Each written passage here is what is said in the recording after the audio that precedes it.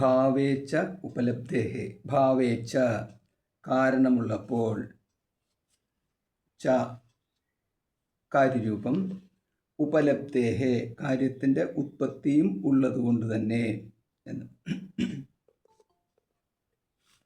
അപ്പം ഭാവരൂപം, അതായത് കാരണമുള്ളപ്പോൾ, കാരണം ഉള്ളപ്പോൾ അത് കാരണത്താൽ ആണ് കാര്യമുള്ളത് എന്നാണ് എൻ്റെ അർത്ഥം.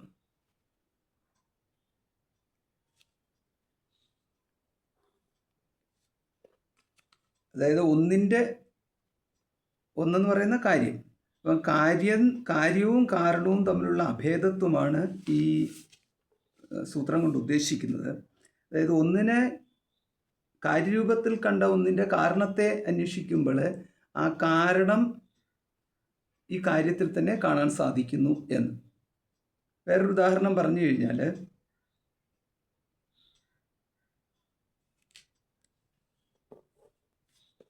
അതായത് കാരണമായ മൃത്ത് ഭാവേ, അതുള്ളപ്പോഴാണ് ച കാര്യം ഉപലബ്ധേഹ കാര്യവും കിട്ടുന്നത് എന്നർത്ഥം.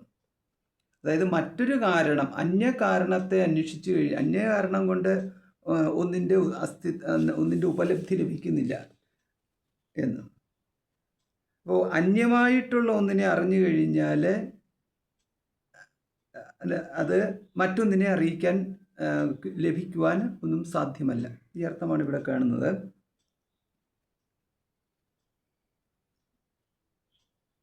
അതായത് ഒരു വസ്തു ഇരിക്കുമ്പോൾ മറ്റൊരു വസ്തുവിൻ്റെ അറിവ് അതിൽ നിന്നുണ്ടാകാറില്ല എന്ന്. അപ്പോൾ നമുക്ക് ഈ ഘടത്തിൻ്റെ ഉദാഹരണം തന്നെ എടുക്കാം. മൃത്തെടുത്തു, നമുക്ക് ഘടവുമുണ്ട്. ഈ രണ്ടെണ്ണവും തമ്മിലുള്ള ഇതാണല്ലോ നമ്മൾ ബ്രഹ്മവും സൃഷ്ടിയും എന്ന് പറയുമ്പോൾ എടുക്കുന്നത്. മൃത്ത് ഘടം ഇതിൽ ഒരുപാട് സംശയങ്ങളുണ്ടാകുന്ന ഒരു മേഖലയാണ്. ഉദാഹരണം പറയുമ്പോൾ എളുപ്പമായിട്ട് വരുമെന്നുണ്ടെങ്കിലും സൃഷ്ടിയും പ്രപഞ്ചവും ബ്രഹ്മവും എന്ന് പറയുമ്പോൾ ഈ ബ്രഹ്മത്തിൽ പ്രപഞ്ചമുണ്ടോ, പ്രപഞ്ചം നശിച്ചു കഴിയുമ്പോൾ ബ്രഹ്മത്തിൽ തന്നെ സ്ഥിതി ചെയ്യുന്നുവോ, കാര്യകാരണ വിലക്ഷണം എന്നുള്ള ആ പ്രയോഗമുള്ളത് കാരണം ബ്രഹ്മത്തിൽ കാരണരൂപത്തിൽ പോലും പ്രപഞ്ചം ഇരിക്കാൻ സാധ്യതയുണ്ടോ, ഇങ്ങനെയൊക്കെയുള്ള ഒരുപാട് സംശയങ്ങളുടെ മേഖല വരുന്ന ഭാഗങ്ങളാണ് ഈ സൃഷ്ടിയെക്കുറിച്ച് പറയുമ്പോൾ. അപ്പോൾ ഇവിടെ നമുക്ക് ഇപ്പോൾ ഇതെങ്ങനെ പറയാൻ സാധിക്കും? സൃഷ്ടി ഉണ്ടെന്ന് പറയാൻ സാധിക്കുമോ, സൃഷ്ടി ഉണ്ടായിട്ടില്ല ഒരിക്കലും ഉണ്ടായിട്ടില്ല എന്ന് പറയാൻ സാധിക്കുമോ? ഈ മാതിരിയുള്ള ചോദ്യങ്ങൾക്ക് ഉത്തരമാണ് ഈ സൂത്രങ്ങൾ ഇവിടെ കൊടുക്കുന്നത്. അപ്പോൾ ഇവിടുത്തെ ഈ സൂത്രത്തിൽ, അപ്പോൾ നമ്മൾ കഴിഞ്ഞ സൂത്രത്തിൽ നമ്മൾ കണ്ടത് ഈ സൃഷ്ടിയുടെ ഈ ഇതിൻ്റെ ഈ അനന്യത്വം, അതായത് ബ്രഹ്മവും പ്രപഞ്ചവും തമ്മിലുള്ള അനന്യത്വം തുടങ്ങിയിട്ടുള്ള സൃഷ്ടാവിൽ നിന്ന് അന്യമല്ല സൃഷ്ടി എന്ന രീതിയിൽ അങ്ങനെയൊക്കെയുള്ള എല്ലാം അതിനാൽ ഇത് ബ്രഹ്മം തന്നെയാണ്, ഇപ്രകാരമാണ് അവിടെ സ്ഥാപിക്കപ്പെട്ടത്. അപ്പോൾ അങ്ങനെ ഈ ബ്രഹ്മം തന്നെയാണ് പ്രപഞ്ചം എന്നുള്ളത് സ്ഥാപിക്കപ്പെട്ടതിന് ശേഷം അപ്പം ഭാവേച്ച ഉപലബ്ധേഹേ എന്നുള്ള ഇതിലൂടെ ഈ ഭാവേ കാരണമായ ബ്രഹ്മം അല്ലാതെ കാര്യത്തിൽ മറ്റൊന്നിനെ നമുക്ക് കാണാൻ സാധിക്കത്തില്ല. ഈ അർത്ഥത്തിലേക്കാണ് ഈ സൂത്രം പോകുന്നത്. അതായത് നമ്മുടെ കാര്യം എന്നിവിടെ പറഞ്ഞിരിക്കുന്ന ഘടമാണ്. അപ്പം ഘടം ഭാവേ എന്നുള്ളത് ഘടത്തിൻ്റെ ഭാവമല്ല. ഘടത്തിൻ്റെ ഭാവം എന്ന് പറയണമെന്നുണ്ടെങ്കിൽ അത് മൃത്താണ്, അത് കാരണമാണ്. അപ്പോൾ അതുകൊണ്ട് ഭാവേ എന്നിവിടെ പറഞ്ഞിരിക്കുന്നത് മൃത്തിനെയാണ്. അപ്പം ഭാവേ കാരണേ എന്നുള്ള അർത്ഥം. ഇവിടെ നമുക്ക് എടുക്കുന്നത് ഭാവാത്ത് എന്ന്. അപ്പം ഭാവാത്ത് കാരണാത്ത് എന്നുള്ള അർത്ഥം കിട്ടുന്നത് കാരണമുള്ളതിനാൽ കാര്യസ്യ ഉപലബ്ധി എന്ന്. അപ്പം കാര്യത്തിൻ്റെ ഉപലബ്ധി ലഭിക്കുന്നത് കാരണം കൊണ്ടാണ് എന്ന് മാത്രമാണ് ഇതിനകത്ത് നമുക്ക് മനസ്സിലാക്കാൻ സാധിക്കുന്നത്. അതായത് ഒന്ന് കാരണവും അതിൽ നിന്നും വ്യത്യസ്തമായ മറ്റൊരു കാര്യവും എന്ന രീതിയിൽ ഇവിടെ കാര്യത്തെ അന്വേഷിച്ചു പോയി കാരണത്തിൽ കണ്ടെത്തുക എന്നുള്ളത് സാധ്യമല്ലാതെ വരും. ഉദാഹരണം പറഞ്ഞാൽ, അപ്പം ഈ ഘടനിർമ്മാണത്തിന് കുലാലൻ ആവശ്യമുണ്ട്. ഘടകർത്ത എന്ന് പറയും. അപ്പം ഘടസ്യ കർത്ത ഘടകർത്ത കുലാലഹ. അപ്പം ഘടത്തെ സൃഷ്ടിക്കുന്ന കുലാലൻ ഒരിക്കലും ഘടത്തിൽ നിന്ന് അനന്യമായിട്ട് ഇരിക്കുന്നു എന്ന് പറയുക സാധ്യമല്ല. അപ്പം ചേതനാരൂപനായ കുലാലൻ അചേതനമായ ഘടത്തിൽ നിന്നും അന്യമായിട്ടിരിക്കുന്നു. ഈ എത്രയെത്ര ഘടക തത്ര തത്ര കുലാലഹ എന്നും നമുക്ക് പറയാൻ പറ്റത്തില്ല. എവിടെ എവിടെയെല്ലാം ഘടമുണ്ടോ അവിടെ എവിടെയെല്ലാം ഘടസൃഷ്ടാവായ കുലാലനും ഉണ്ടായിരിക്കണം എന്ന് പറയാൻ സാധ്യമല്ല. എന്ന് മാത്രമല്ല അത് ശരിയല്ല എന്നുള്ളതാണ്. ഘടമായിട്ടിരിക്കുന്നത് കുലാലൻ എന്നൊരിടത്തും അത് സാധ്യമേ അല്ലല്ലോ. അപ്പം ഘടമായിട്ട് മൃത്തിരിക്കുമ്പോഴാണ് മൃത്ത് എവിടെയെല്ലാം ഘടമുണ്ടോ അവിടെ എവിടെയെല്ലാം മൃത്തുണ്ട് എന്ന് പറയാൻ സാധിക്കുന്നത്. അതായത് ഘടത്തിൻ്റെ ഉപാദാന കാരണ മൃത്ത് അത് ഘടത്തിൽ നിന്ന് അനന്യമായിട്ടിരിക്കുന്നു. പക്ഷെ ഘടത്തിൻ്റെ നിമിത്ത കാരണമായിട്ടുള്ള കുലാലൻ ഈ ഘടവുമായിട്ട് യാതൊരു സംബന്ധവുമില്ല എന്ന്. ഘടസൃഷ്ടാവ് എന്നുള്ള രീതിയിൽ ഈ മൃത്തിന് ഘടമായിട്ട് പരിണമിക്കുവാനുള്ള ഒരു ഹേതുവായിട്ട് നിന്നു എന്നുള്ളതല്ലാതെ ആ കുലാലിന് പിന്നെ അതിനകത്ത് യാതൊരുവിധ കാര്യവും ഇല്ല. കുലാലൻ്റെ ഭാഗമല്ല മൃത്ത്, കുലാലൻ്റെ വികാരമല്ല മൃത്ത്. അതേമാതിരി കുലാലിൽ നിന്ന് അനന്യത്വവും മൃത്തിനില്ല. ഇപ്രകാരം ഇവിടെ ബ്രഹ്മമാണ് ജഗത്തിനെ സൃഷ്ടിച്ചത് എങ്കിൽ ബ്രഹ്മത്തിൽ നിന്ന് അനന്യത്വം എങ്ങനെ പറയാൻ സാധിക്കും എന്ന്. അപ്പം ബ്രഹ്മവും ജഗത്തും ഒന്നാണ്. അത് കേവലം പ്രകൃതിയുടെ ദൃഷ്ടിയിൽ മാത്രം നമുക്ക് എടുത്തു കഴിഞ്ഞു കഴിഞ്ഞാൽ ഈ കാര്യപ്രപഞ്ചത്തിന് ഒരു കാരണപ്രപഞ്ചമായിട്ടുള്ള മായയിൽ നിന്നുള്ള ഒരന്യത്വം പറയാൻ സാധിക്കും. പക്ഷേ എങ്ങനെയാണിത് ചേതനാരൂപമായ ബ്രഹ്മത്തിൽ നിന്നുള്ള അനന്യത്വം പറയാൻ സാധിക്കുക? ഇപ്രകാരമുള്ള സംശയങ്ങളൊക്കെ നമുക്ക് ഈ ഭാഗങ്ങളിൽ കൂടെയാണ് നമുക്ക് മനസ്സിലാക്കിയെടുക്കാൻ സാധിക്കുന്നത്. അതായത് ഇതൊരു വലിയ പ്രശ്നമാണ്. അചേതനത്വം പ്രപഞ്ചത്തിന് കണ്ടിരിക്കെ ചേതനാരൂപമായ ബ്രഹ്മത്തിന് അചേതനമായിട്ട് പരിണമിക്കുവാൻ സാധിച്ചുവോ എന്ന്. അതായത് കുലാലന് ഘടമായിട്ട് മാറാൻ സാധിച്ചോ എന്ന് ചോദിക്കുന്നതിന് സമമായിട്ടുള്ളതാണ്. പക്ഷെ ഇവിടെ നമ്മൾ കാണുന്നത് ഈ ഭാവേച്ഛ ഉപലബ്ധേഹ എന്നുള്ളതിനകത്തൂടെ ഈ മുമ്പ് നമ്മൾ കണ്ടല്ലോ. അപ്പം മുമ്പ് ഈ ബ്രഹ്മം തന്നെയാണ് പ്രപഞ്ചമായത് എന്ന് പറയുമ്പോൾ ബ്രഹ്മത്തിൻ്റെ സത്യം ജ്ഞാനം അനന്തം ബ്രഹ്മ എന്ന ബ്രഹ്മ നിർവചനം അവിടെ ഉണ്ടായിരിക്കെ സർവം ഖല്ലിതം ബ്രഹ്മ എന്ന രീതിയിലേക്ക് വന്നു കഴിഞ്ഞപ്പോൾ, അതായത് ഈ കാര്യപ്രപഞ്ചത്തിനെ വെച്ച് ഉപദേശം കൊടുക്കുമ്പോഴാണല്ലോ ഈ സർവം ഖല്ലിതം ബ്രഹ്മ എന്ന് പറയാൻ സാധിക്കുന്നത്. കേവലം ബ്രഹ്മയാണെങ്കിൽ പിന്നെ സർവം എന്ന് പറയേണ്ടതായ കാര്യം വരുന്നില്ല. കേവലം ബ്രഹ്മയാണെങ്കിൽ പിന്നെ അതും ഇതുമെന്നുള്ള വ്യത്യാസങ്ങളൊന്നുമില്ലല്ലോ. അതും ഇതുമെന്നുള്ള വ്യത്യാസം വരുമ്പോഴാണ് എല്ലാമെന്നും പറയുന്നത്, സർവം എന്ന് പറയുന്നത്.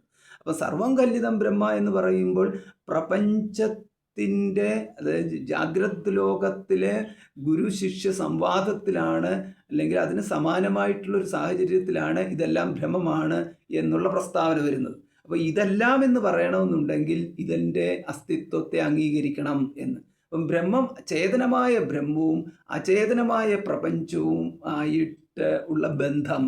അപ്പോൾ ഇങ്ങനെ വരുമ്പോൾ ഇതാണ് ഇവിടുത്തെ പ്രധാന ചർച്ചാ വിഷയം വരുന്നത്. ഇത് അചേതനമായിട്ടുള്ള ബ്രഹ്മത്തിൽ നിന്ന് അചേതനമായ പ്രപഞ്ചമാണ് ഉണ്ടായതെങ്കിൽ ആർക്കും സംശയമില്ല. ചേതനാവാനായ ബ്രഹ്മത്തിൽ നിന്ന് ചേതനമായ ബ്രഹ്മത്തിൽ നിന്ന് ചേതനമായ പ്രപഞ്ചമാണ് ഉണ്ടായതെങ്കിലും യാതൊരുവിധ പ്രശ്നവുമില്ല. കാരണം കാര്യം എന്ന് പറഞ്ഞു കഴിഞ്ഞാൽ ഇവിടെ ആകാശം സംസാരിക്കാൻ സാധിക്കുന്നു. ആകാശത്തിനും ചേതനയുണ്ട്. അതായത് മനുഷ്യനെ മാതിരി തന്നെയാണ് മറ്റൊരു ജീവിയാണ് ആകാശമെങ്കിൽ, ഭൂമിയെങ്കിൽ, വായുവെങ്കിൽ, അല്ലെ എല്ലാത്തിനും ജീവനുണ്ട്, എല്ലാം ജീവനോട് കൂടിയിട്ടുള്ളതാണ് എന്നൊക്കെയുള്ള രീതിയിൽ സർവത്ര ജീവമയം, സർവത്ര ചേതനത്വം എന്നൊക്കെയുള്ളത് വന്നിരുന്നെങ്കിൽ ഇത്രയേറെ സംശയം ഉണ്ടാവത്തില്ലായിരുന്നു. പക്ഷേ ഇവിടുത്തെ സംശയം എന്ന് പറയുന്നത് നമുക്ക് ഒരിക്കലും അംഗീകരിക്കാൻ പറ്റാത്ത വിധത്തിലാണ് കിടക്കുന്നത്. ഈ കാര്യവും കാരണവും തമ്മിലുള്ള ഈ സംബന്ധം എന്ന് പറയുന്നത് അചേതനമായ പ്രപഞ്ചവും ചേതനമായിട്ടുള്ള ബ്രഹ്മവും തമ്മിലുള്ള ഈ അഭേദത്തിന് എന്താണ് എന്ന്. അപ്പോൾ ഇവിടെ നമ്മൾ ചില കാര്യങ്ങൾ മനസ്സിലാക്കുന്നത്, ഒന്നാമത്തേതെന്ന് പറയുന്നത് ഇതാണ്: കാരണത്തിൽ നിന്നും കാര്യം അനന്യമാണ്, അന്യമല്ല, ഭിന്നമല്ല എന്നുള്ളതിനകത്ത് അത് സ്ഥാപിച്ചെടുക്കണം ആദ്യമായിട്ട്. അപ്പോൾ അങ്ങനെ സ്ഥാപിച്ചെടുക്കാൻ വേണ്ടിയിട്ടാണ് നമുക്ക് ഈ മൃത്ഘട ഉദാഹരണം കൊണ്ടുവരുന്നത്. കാര്യത്തിൽ നിന്നും കാരണത്തിൻ്റെ ഈ അഭേദത്വം. അതിനകത്താണെങ്കിൽ ഇനിയിപ്പോൾ നമ്മൾ ഘടത്തെ കണ്ടാൽ, ഇപ്പം ഇങ്ങനെ തിരിച്ചറിയണം, അതായത് ഘടത്തെ കണ്ടാൽ മൃത്തിനെ കാണാതിരിക്കുന്നില്ല എന്ന്. മൃത്തിൻ്റെ വികാരമാണ് ഘടമെന്ന് പറയുമ്പോഴും അതൊരു പറച്ചിൽ മാത്രമേ ഉള്ളൂ. അത് നാമധേയം എന്നാണ് അവിടുത്തെ പ്രയോഗം.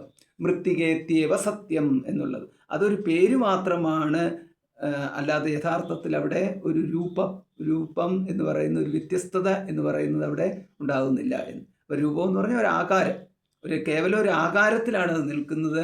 അസ്തിത്വത്തിന് യാതൊരുവിധ കുഴപ്പമില്ല, മാറ്റവുമില്ല. അതായത് മൃത്തിന് യാതൊരുവിധ മാറ്റവും ഇല്ല എന്ന്. അപ്പം മൃത്ത് ഉണ്ടെങ്കിലേ കാര്യമുണ്ടാവത്തുള്ളൂ എന്നതാണ് ഇവിടുത്തെ ഈ സൂത്രത്തിൽ ഉദ്ദേശിക്കുന്നത്. ഭാവേച്ച കാരണേ എന്നുള്ളത് ഭാവ അസ്തി ചേത് എന്നുള്ളത് ഭാവമുണ്ടെങ്കിൽ എന്നർത്ഥം. അല്ല, അതിനാൽ ഭാവാത് ഹേതു. ഇവിടുത്തെ ഭാവം എന്ന് പറയുന്നതാണ് ഈ മൃത്തിൻ്റെ അസ്തിത്വം അല്ലെങ്കിൽ ബ്രഹ്മത്തിൻ്റെ അസ്തിത്വം എന്നുള്ളത്. അങ്ങനെ ഉണ്ടെങ്കിൽ മാത്രമേ കാര്യസ്യ ഉപലബ്ധി എന്നെങ്കിൽ മാത്രമേ കാര്യത്തിനെ ഉള്ളൂ എന്ന്. ചുരുക്കത്തിൽ നമുക്ക് ഇങ്ങനെ പറയാൻ സാധിക്കും.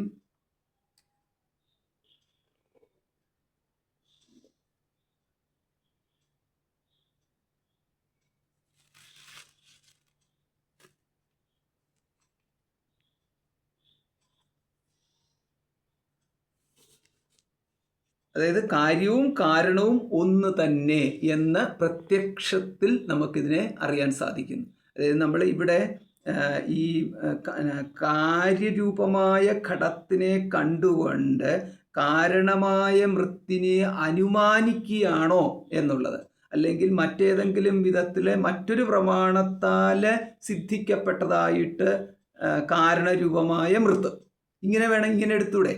അതായത് ഉപദേശത്തിനാൽ മൃജ്ഞാനം ഉണ്ടാകുകയും പ്രത്യക്ഷജ്ഞാനം എന്ന് പറയുന്നത് ഘടജ്ഞാനം.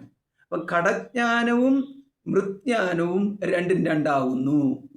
പക്ഷേ അങ്ങനെയല്ലല്ലോ. ഘടജ്ഞാത മൃജ്ഞാതാവും കൂടിയാണ്. ഘടത്തെ അറിയുന്നവൻ മൃത്തിനെയും അറിയുന്നു. അത് എന്ന് മാത്രമല്ല, അത് വ്യവഹാരത്തിൽ അപ്രകാരം തന്നെയാണ് പറയുന്നത്. മൺകുടം എടുക്കൂ എന്നാണ് പറയുന്നത്. അല്ലാതെ ഒരു കുടം എടുക്കൂ, ഇത് മണ്ണാണോ ചെമ്പാണോ സ്വർണമാണോ എന്ന് എനിക്കറിയില്ല എന്നാരും പറയത്തില്ലല്ലോ. അപ്പം മൃത്ഘടം എന്ന് പറയുമ്പോൾ തന്നെ ഘടത്തിൻ്റെ ദൃഷ്ടാവ് അപ്പോൾ തന്നെ മൃത്തിനെയും ദർശിക്കുന്നു.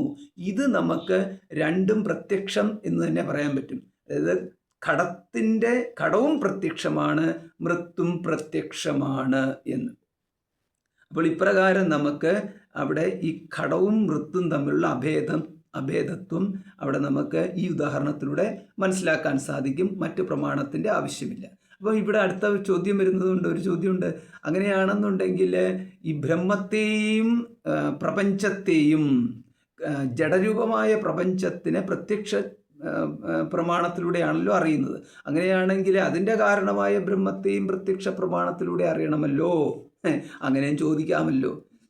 ബ്രഹ്മത്തെ അല്ല അറിയുന്നത് എന്നെങ്ങനെ മനസ്സിലായി? അതാണ് കാര്യത്തെ കണ്ടു കഴിയുമ്പോൾ ഇത് ബ്രഹ്മത്തെ അല്ല കാണുന്നത് എന്നെങ്ങനെ പറയാൻ സാധിക്കുന്നു?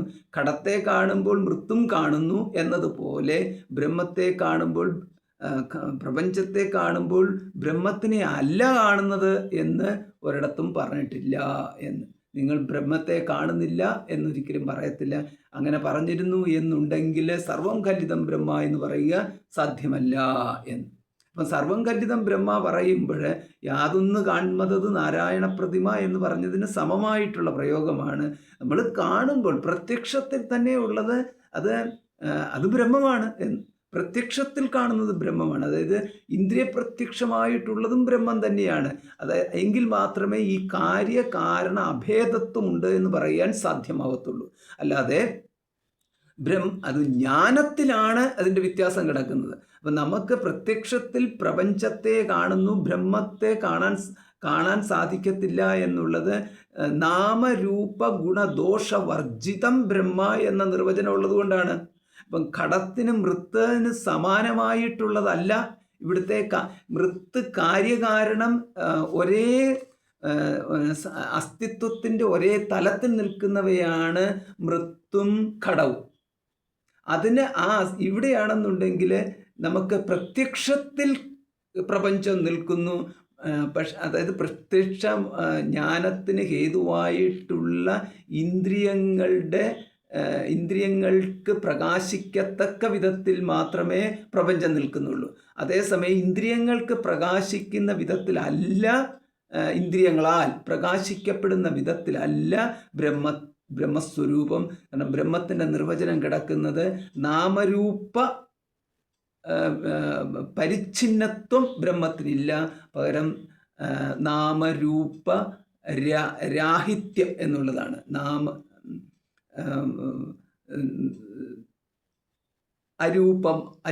അരൂപം അശബ്ദം ഇപ്രകാരമാണ്. നാമവുമില്ല രൂപവുമില്ല, ഇത്തരത്തിൽ നമുക്ക് കാണാം. അതുകൊണ്ട് നാമരൂപേ വ്യാകരവാണി, പിന്നീടാണ് നാമരൂപങ്ങളുടെ പ്രസക്തി വരുന്നത് എന്ന്. അപ്പോൾ അതുകൊണ്ട് അവിടെ നമുക്ക് ഈ 2 പ്രമാണത്തിൻ്റെ ആവശ്യം വരും. പ്രത്യക്ഷത്തിൽ പ്രപഞ്ചവും അപരോക്ഷ ശബ്ദപ്രമാണത്താൽ ബ്രഹ്മജ്ഞാനവും എന്നുള്ളത്. അത് ജ്ഞാനത്തിൻ്റെ കാര്യത്തിലാണ്. അവിടെ നമുക്ക് ബ്രഹ്മമാകുന്ന കാരണത്തിനെ ഉണ്ടാക്കിയെടുക്കൽ എന്ന് പറയുന്ന ഒന്നില്ല. അതായത് നമ്മൾ ഉപാസനയിൽ ദേവതയെ ഉണ്ടാക്കിയെടുക്കുന്നു എന്ന് പറയുന്നത് കേട്ടിട്ടുണ്ടല്ലോ. അതായത് അവനവൻ്റെ തന്നെ മന്ത്രശക്തിയാൽ, അവനവൻ്റെ തന്നെ ധ്യാനത്താൽ, അല്ലെങ്കിൽ മനസ്സിൻ്റെ ഏകാഗ്രതയിൽ ചിത്തത്തിൽ ഉണ്ടാക്കിയെടുക്കുന്ന ഉപാസനാമൂർത്തി എന്ന പ്രയോഗത്തിൽ കാണുന്നു. എന്നിട്ട് അതേമാതിരി തന്നെ മുമ്പാണെങ്കിലും ഈ പൂജയെക്കുറിച്ച് പറയുന്ന സന്ദർഭത്തിൽ പറയുകയും ചെയ്തു, തൻ്റെ തന്നെ ഹൃദയത്തിൽ നിന്ന് എടുത്തിട്ട് ഈ ബിംബത്തിലേക്ക് പ്രതിഷ്ഠിക്കുന്നു എന്ന്. പിന്നീട് ഈ പൂജ കഴിഞ്ഞ ശേഷം ഈ ബിംബത്തിൽ നിന്ന് തൻ്റെ ആത്മാവിനെ എന്നുള്ള ആ സങ്കല്പത്തിലാണ് ഹൃദയത്തിൽ നിന്നെടുത്ത് വീണ്ടും ഹൃദയത്തിലേക്ക് തന്നെ പ്രവേശിപ്പിക്കും. അപ്പോൾ ഇപ്രകാരം ബ്രഹ്മത്തിനെ സൃഷ്ടിച്ച് നമ്മൾ അതിനെ മുഖ്യസ്ഥാനത്തിരുത്തുന്ന ഒരു സ്ഥിതിയല്ല ഇവിടെ ഉള്ളത്. അതായത് പ്രത്യക്ഷത്തിൽ കാണുന്ന ഈ ഘടപടാദികളായിട്ട് നാനാരൂപ നാമങ്ങളോട് കൂടിയിട്ട് നിൽക്കുന്ന ഈ പ്രപഞ്ചം, അത് കാര്യരൂപമായിട്ട് ആണ് കാണുന്നത്. അതിൻ്റെ കാരണമെന്ന് പറയുന്നത് അഭിന്നമായിട്ടുള്ള ബ്രഹ്മം തന്നെയാണ്. പക്ഷേ ആ ബ്രഹ്മം പ്രത്യക്ഷ വിധേയമല്ല എന്ന്. പ്രത്യക്ഷജ്ഞാനം നിൽക്കുന്നത് നാമരൂപങ്ങളിൽ നിൽക്കത്തക്ക വിധത്തിലാണ് പ്രത്യക്ഷ ജ്ഞാനം നിൽക്കുന്നത് എന്ന് സാരം. അപ്പോൾ അതുകൊണ്ട് നമുക്കവിടെ ഒരു ദോഷം പറയുക സാധ്യമല്ല എന്ന്. അല്ലെങ്കിൽ ഉദാഹരണത്തിൽ കണ്ടതുപോലെ ഘടദൃഷ്ടാ തന്നെ മൃദ്ദൃഷ്ടാവും എന്ന രീതിയിൽ നമുക്ക് ബ്രഹ്മത്തിൻ്റെ കാര്യത്തിൽ എടുക്കാൻ പറ്റാത്തതിൻ്റെ കാരണം അവിടെ ഈ മൃത്തും ഘടവും എന്ന് പറയുന്നത് തീർച്ചയായിട്ടും ഈ നാമരൂപത്തിൻ്റെ തലത്തിൽ നിൽക്കുന്നത് കൊണ്ട് ആണ് എന്ന്. സത്വാച്ചാവരസ്യ. ഇനിയിപ്പോൾ നമുക്ക് അടുത്ത ഒരു സംശയം വരുന്നു. അത് സാധാരണ ഒരു സംശയമാണ്. അതായത് വരാൻ പോകുന്ന പ്രപഞ്ചം എന്നുള്ള പ്രയോഗമുണ്ടല്ലോ. അപ്പോൾ വരാൻ പോകുന്ന ഘടം മൃത്തിലുണ്ടോ? ഒരു മൃത്തിൽ എങ്ങനെയാണ് വരാൻ പോകുന്ന ഘടം നിൽക്കുന്നത്? അപ്പം മൃത്തിലല്ലാതെ വരാൻ പോകുന്ന ഘടം മറ്റൊരിടത്ത് നിൽക്കത്തില്ലല്ലോ എന്നാണ് അതിൻ്റെ തിരിച്ചുള്ള ഉത്തരം. അതായത് മറ്റൊരു ചോദ്യത്തിലൂടെയാണ്. അതായത് നമുക്ക് തൈര് വേണം, നാളത്തേക്ക് തൈര് വേണം. അപ്പം നാളത്തെ തൈരിന് വേണ്ടിയിട്ട് ഇന്ന് നമ്മൾ മണ്ണ് മാന്താൻ പോകത്തില്ലല്ലോ, നമുക്കറിയത്തില്ലല്ലോ തൈര് എവിടെ നിന്നാണെന്ന്. അപ്പം മണ്ണ് മാന്തിയിട്ട് മണ്ണെടുത്ത് വെച്ച് കഴിഞ്ഞാൽ തൈരാവത്തില്ലല്ലോ എന്നതുപോലെ. അപ്പോൾ ഒരു വ്യക്തിക്ക് നന്നായിട്ടറിയാം നാളത്തെ തൈരിന് ഇന്ന് പാലന്വേഷിച്ചാണ് നമ്മൾ പോകുന്നത്, മണ്ണന്വേഷിച്ച് പോകുന്നില്ല. അപ്പോൾ അതുകൊണ്ട് ഈ പാലും തൈരും തമ്മിലുള്ള സംബന്ധം അത് വ്യക്തമായിട്ടറിയാവുന്നത് കൊണ്ട് നമ്മൾ